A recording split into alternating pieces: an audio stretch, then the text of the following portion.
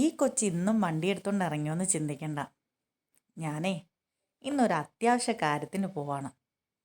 ജീവിതത്തിൽ ഏറ്റവും കൂടുതൽ ഞാൻ ആഗ്രഹിച്ചൊരു സംഭവം കഴിഞ്ഞ വർഷം നടന്നു. അതെ, ഇന്നത് ഒരു വർഷമാകുകയാണ്.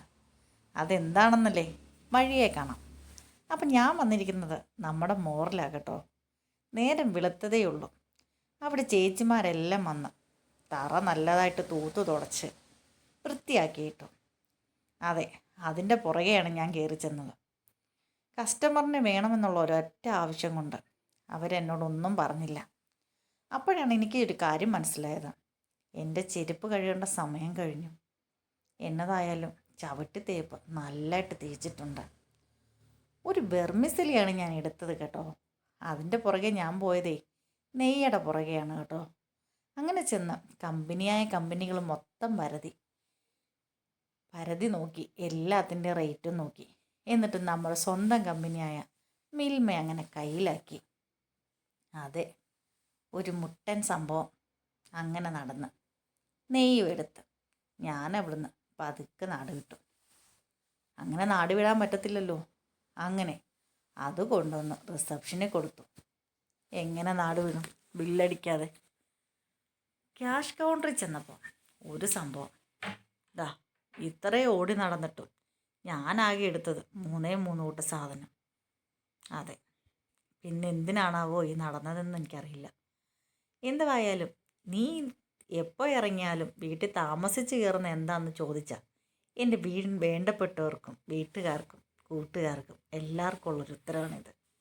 അതെ, കടയിൽ കയറിയ സമയം പോവും മാഷേ. ഇതുപോലെ ഓഫർ ഇട്ടാൽ ഓഫർ നോക്കി എന്തെങ്കിലും വാങ്ങിക്കണ്ടേ? മോറിൽ ഒരുപാട് ഓഫറുണ്ട് കേട്ടോ. അതെ, അവർ നല്ല ഓഫറിൽ തന്നെ സാധനങ്ങൾ തരും. എന്നാൽ പിന്നെ നമുക്കത് വാങ്ങിച്ചിട്ട് പോയാൽ പോരെ? അങ്ങനെ എന്തൊക്കെയോ ഞുള്ളി പറക്കി ബില്ലിങ്ങിൽ കൊണ്ട് കൊടുത്തിട്ടുണ്ട്. ഇതാ ആ ചേച്ചി തലങ്ങും വിലങ്ങും ഇട്ട് അടിക്കുന്നതുകൊണ്ട് ഞാൻ എടുക്കുന്ന ഏതെങ്കിലും ഒരു സാധനം കമ്പ്യൂട്ടറിൽ കയറാത്തതായിരിക്കും. അതിവിടെ നല്ല, അതെൻ്റെ ജാതകത്തിൻ്റെ എന്തോ പ്രശ്നമായിട്ടാണ് ഞാൻ ചിന്തിക്കുന്നത്. രണ്ടായാലും 4 കൂട്ട സാധനത്തിന് അരമണിക്കൂർ മാറിക്കിട്ടി. അങ്ങനെ വീണ്ടും മൊത്തത്തിൽ പിടിച്ചപ്പോൾ സംഭവം കൊള്ളാം. മോറ് നല്ല കാശുള്ളവർക്ക് നല്ലതായിട്ട് കാശുണ്ടാക്കി സാധനം വാങ്ങിക്കാം. എന്നതായാലും ഞാൻ വാങ്ങിച്ച 4 കൂട്ട സാധനം ദാ കിടക്കുന്ന എൻ്റെ വണ്ടിക്കകത്ത്. അവനെയും കൊണ്ട് ഞാനിങ്ങ് വീട്ടിൽ പോന്നേ. അങ്ങനെ വന്ന് കയറിയപ്പോൾ ദാണ്ടേ ഇവിടെ സൂപ്പർ പരിപാടി നടക്കുക. പെറ്റ തള്ള നൈറ്റ് ഡ്യൂട്ടി കഴിഞ്ഞ് വന്നതിൻ്റെ ഒരു എക്സൈറ്റ്മെൻറ്റും ഞാനാ മുഖത്ത് കണ്ടില്ല. ആ കാണിക്കുന്നത് എന്താണെന്ന് ചോദിച്ചാൽ നിന്ന് 2 തുള്ള്. അതെന്തിനാണെന്നല്ലേ? അവിടെ കമ്പ്യൂട്ടറെ പാട്ട് ഓടുക കേട്ടോ. അവർക്കതാണ് ഇഷ്ടം. പിന്നെ എന്തോ അമ്മ എന്തോ അപ്പൻ. ഇതാ ചേച്ചി ദോശ കൊടുക്കുന്നുണ്ട്. അവർ ദോശയും കഴിച്ച് പാട്ടും കാണുന്നു. ഇനി എന്താണെന്നല്ലേ? പ്രത്യേകിച്ചൊന്നുമില്ല. നാണം കെട്ട് കുറച്ച് നേരം ഇവിടെ നിൽക്കാം. എപ്പോഴെങ്കിലും വരുമെന്നുള്ളൊരു പ്രതീക്ഷയിൽ അങ്ങനെ അവിടുത്തെ പരിപാടിയൊക്കെ കഴിഞ്ഞു. ഇനി ഞങ്ങളൊരു യാത്ര പോവുകയാണ്. എങ്ങോട്ടാണെന്നല്ലേ? വാ കാണാം. ഇത് ഞങ്ങളുടെ വാട്ടർ മെട്രോ. പണ്ട് എപ്പോഴോ ഒരു റോഡ് പണിക്ക് വേണ്ടി കുഴിച്ചിട്ട കുഴികളാത്.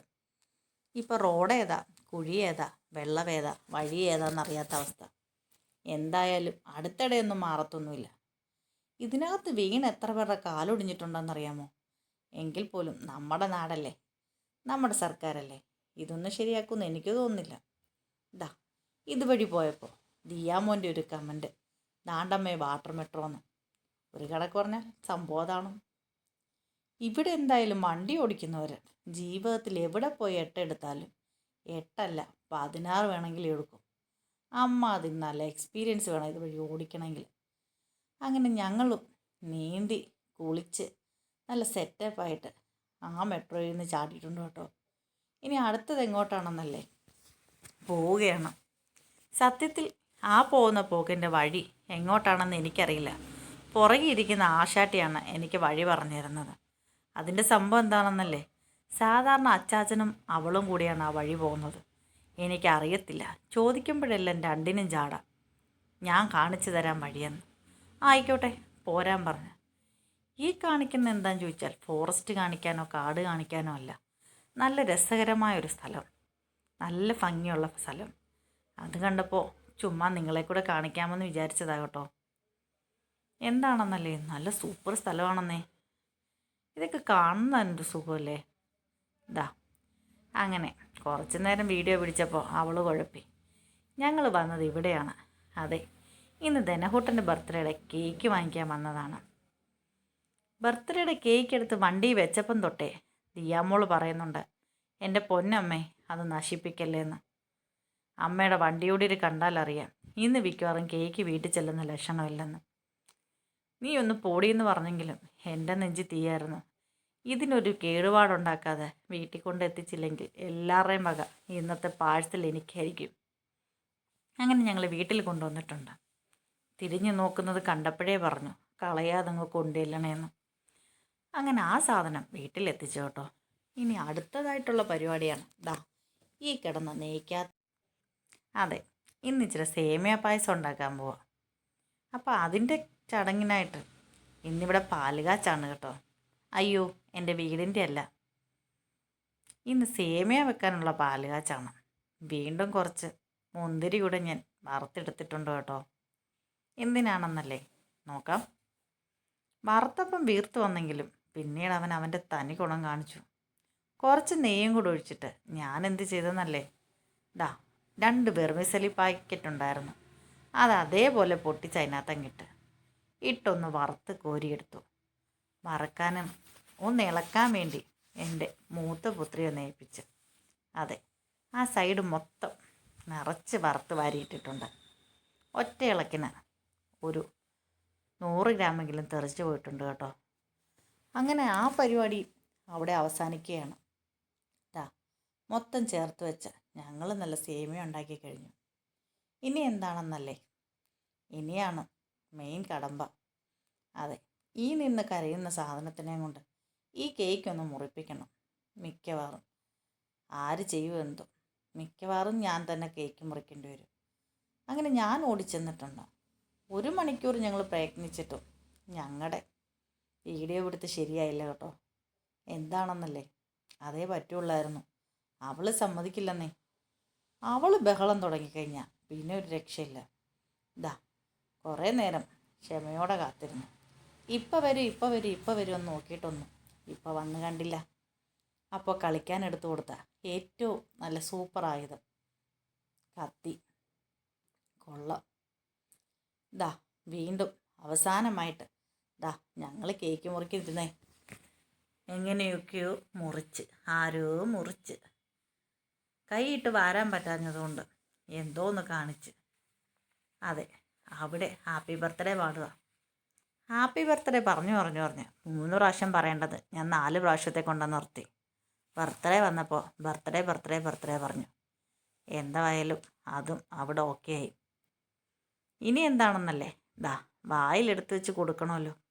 വായിലെടുത്ത് വെച്ച് കൊടുത്തപ്പോൾ ഒരു സന്തോഷം വന്നു.